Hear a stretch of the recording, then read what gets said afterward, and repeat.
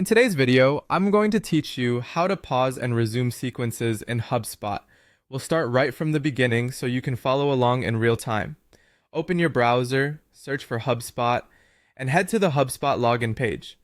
Sign in with your account to access your workspace. If you're part of a team, make sure you're in the correct portal so you're managing the right set of assets. If you don't see the tools we're using today, you may need additional permissions from your admin. Once you're in, look at the main navigation and click on Sales. This is where the outreach and follow-up tools live.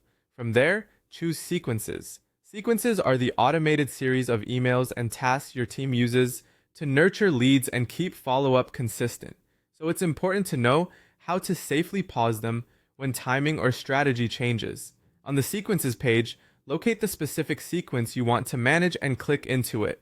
Take a moment to confirm you've opened the correct sequence by reviewing its name and enrollment details. Pausing the wrong one could disrupt outreach you still want to run, so this quick check helps avoid surprises. Now, in the sequence view, find the Actions menu. Click Actions, then choose Pause. HubSpot will mark the sequence as paused, which effectively stops any remaining automated steps from running for enrolled contacts. Pending emails won't send, new tasks won't be created, and the sequence will hold its place until you decide to resume. This is especially useful during holidays, out of office periods, or when you need to update messaging without impacting live outreach. Keep in mind, pausing doesn't delete anything, it simply puts activity on hold. When you're ready to start again, return to that same Actions menu and click Resume. The sequence will continue from where it left off, and enrolled contacts will proceed to their next scheduled steps based on your sequence settings. If your sequence includes specific send windows or delays, those settings still apply, so give the system a moment to catch up and schedule the next actions accordingly. A few tips to keep everything smooth. Communicate with your team so everyone is aware the sequence is paused or active.